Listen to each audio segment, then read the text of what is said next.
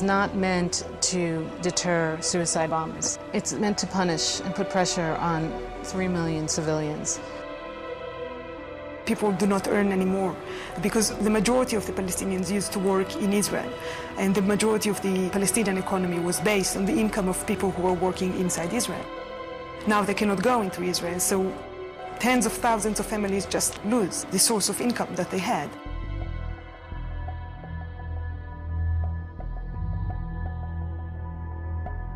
The education system is also affected by that. The student cannot go to the university. Birzeit University was subject to army closures for something like 18 times. The longest closure was during the first Intifada. For 5 years, we could not set foot on campus. During this period, we organized what the Israeli army called cells of illegal education. We were teaching in apartments, in rented flats, in churches, in mosques, in gardens, in cars, and we kept our infrastructure. Even this attempt to minimize the damage and to keep the university going, they attempted to crush it. I went to college in the States and I found it very differently. Your biggest worry about in the States is if I'm going to pass my class, or oh, I hope I have a lot of friends. Over here it's totally different. You have to worry, oh my God, would I be able to get to school? Is there going to be a checkpoint? Is there going to be a demonstration? Am I going to get shot at? Is there going to be tear gas? So it's like completely different. Here, it's just like you don't know if you're gonna live or you're gonna die, you know? You're going to school as if you're going to fight a war. You don't find a tank in the middle of the road on your way to college. And just the other day, there were 2 tanks and an army jeep, and they're standing there checking your passport and, you know, your student visa and all this stuff. And it's just like, we want to get to school, we want an education. We're humans, and we have a right to our education. In places like the United States, people cannot understand what's going on because simply the experience is beyond their frame of reference. I can't study at night because my bedroom light is going to be open and then across the street from the settlement. They shot at me. I was reading my biology book. I was studying for my midterm. And my mom and dad are like, no, get out of the room because they started shooting. I was like, no, Mom, I want to get an A in the class. Let me study. So I'm sitting there and all of a sudden you hear something on my bedroom window. I was just like, okay, maybe I should go downstairs. I couldn't study for my test. It's like, I tell my American friends, I was like, do you understand what I'm going through? The amazing thing is not that you have cases of suicidal students. The amazing thing is the bulk of them, they try to carry on in the middle of this mess as if life is normal, as if they want to celebrate their graduation and they want to build their life and they want to carry on. That's the other part of the coin. The root problem here is occupation. Everything else emanates from there.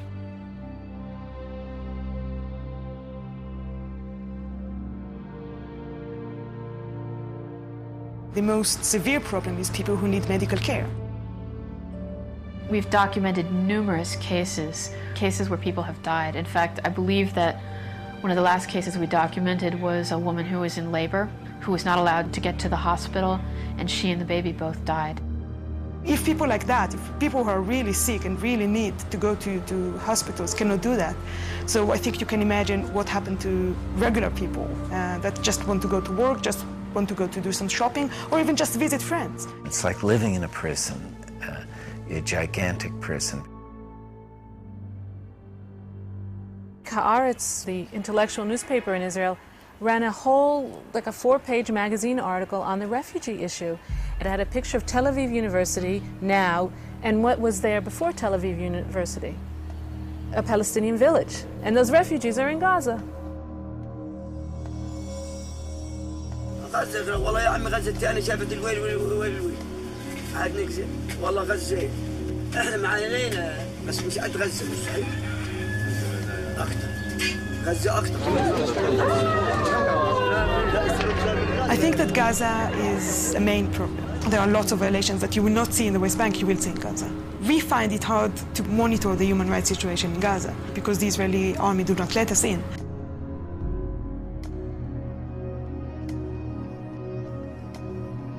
Palestinians in Gaza had been under Israeli military control for over 38 years, where 1.3 million Palestinians were crowded together to make room for 8,000 Israeli settlers.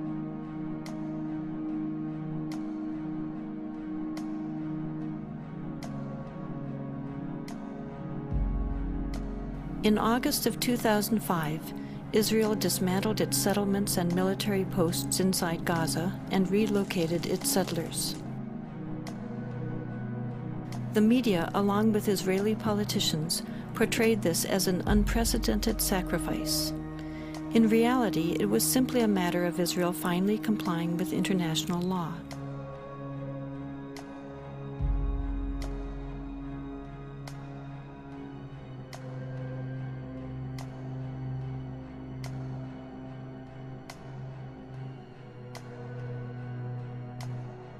Although Israel's presence inside Gaza is no longer visible, Israel will still retain ultimate control over Gaza's borders, coastal waters, and airspace, creating a virtual prison.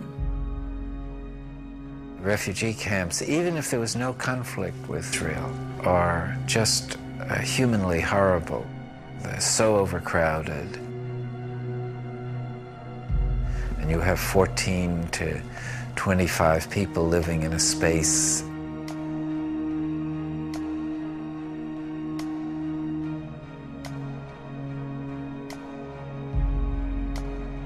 There's no place for children to be there. No streets, there are little alleys, no trees, nothing.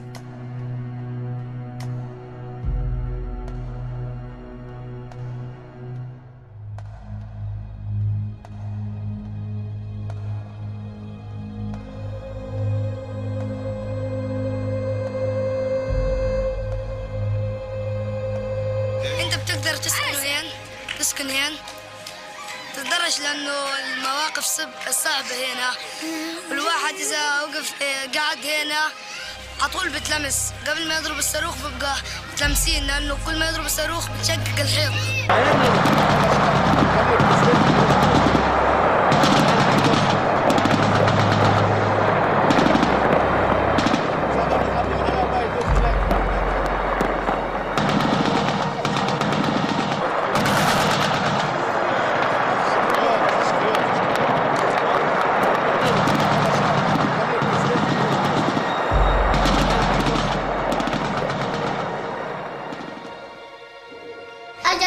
قذيفة من فوق دخلت على الشباك بعدين كسرت كل الشبابيك والدار انحرقت. ليش هم كسروا غراض كسروا لعبة لسه في إلي كتير غراض ساحوا كله رميناه على الزبالة والأواعي رميناها على الزبالة بنشحت من دور الناس أواعي للباس وحتى الأكل اللي بناكل فيه ريحته غاز ومش راضيين نصيب أواعينا وهينا لابسين غاز. لو تشموهم أواعينا خلي اليهود يجوا يشموا أواعينا ويشوفوا دارنا. كل ما نيجي نتحمم في الدار نيجي نعمل نيجي بنشوف الريحة كلها كتلاتنا كتل. هاي الأواعي شوف ها ما لمناهم مش غير شم غاز. ليش في تسوق؟ حتى نظارتي اللي أبويا جاب لي إياها ما فرحتش عليها. حتى الإسورة اللي أمي جابتها الحلب الخواتم ما فرحتش عليهم. كيف بدي أفرح عليهم والعقد وهداك كيف بدي أفرح على أغراضي أنا؟ نفرح على أغراضنا بإيش؟ يعني أطفالنا مش عارفة تعيش ولا إحنا عارفين نعيش. يعني عيشة ايش بدي اقول كلها خوف ورعب.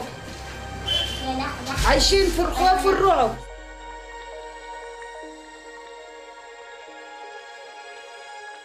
انا بروح المدرسة كل يوم بسمع الطخ. انا بخاف من الطخ حتى بصير راجف لما انا اشوفه.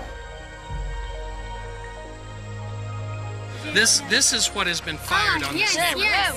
This is a civilian neighborhood. There are no soldiers here. There are no military installations here. This is strictly harassment to get these people to move away from the border so that the Israeli tanks can move at will. They want these people cleansed from this area. It's that simple. And it's a way to get people to be humiliated and destitute again. In Gaza, you can see also the extent of house demolitions, much more extensive than in the West Bank. Whole neighborhoods have been demolished. Hundreds of people do not have any houses anymore because they are next to settlements or next to the border, which is, of course, a clear violation of humanitarian law. People have no chance to get their personal items out. They have no chance to call for help. And this is far away from most media outlets. You are amongst the very few journalists who have even seen this. European or American journalists who have even been here because people are afraid to come or it's too hard to come. And one of the things we were told in Gaza by a very respected Palestinian psychologist who had just completed a study of 1,000 Palestinian children was that they had discovered that many of these Palestinian children no longer had a will to live, that they were so dehumanized and so affected by seeing their fathers particularly beaten by Israeli defense forces, that the psychological condition is one of the dimensions of the conflict that is not widely understood. Palestinians called for an international observer force that would stop the violence, but this action was blocked by Israel. Finally, a group of Palestinian and Israeli human rights activists together created the International Solidarity Movement, which has brought people from around the world of all ages and backgrounds to provide a nonviolent international presence to try to fill this need. Rachel Corey, a 23-year-old American student, went to Gaza to join in these efforts, sending back emails to her parents. I have been in Palestine for 2 weeks and 1 hour now, and I still have very few words to describe what I see. It is most difficult for me to think about what's going on here when I sit down to write back to the United States. Something about the virtual portal into luxury. I don't know if many of the children here have ever existed without tank shell holes in their walls, and the towers of an occupying army surveying them constantly from the near horizons. I think, although I'm not entirely sure, that even the smallest of these children understand that life is not like this everywhere. It was Sunday afternoon in Charlotte, about noon actually, and I received a phone call, and my son-in-law, Kelly, was on the phone, and he asked if Craig was there. And something about the way he asked made me realize, I felt right away that something was wrong. And then I asked, why, Kelly? And he hesitated for a minute, and he said, we've had some very sad news. And then my daughter, Sarah, I could hear her in the background, and she got on the telephone, and she said, Mom, it's Rachel.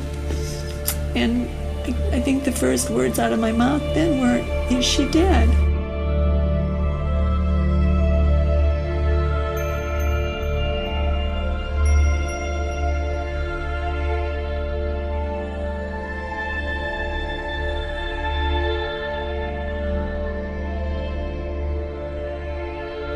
We were opposing the demolition of farmland and other property, Palestinian property by Israeli destruction forces and bulldozers.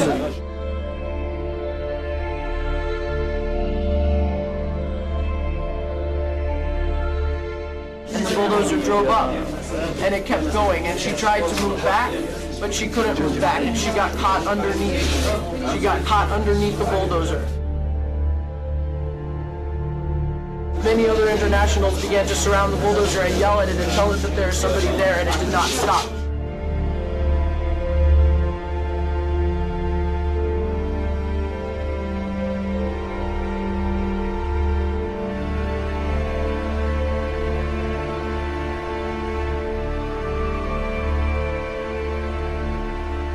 Rachel was killed. She was protecting a doctor's home.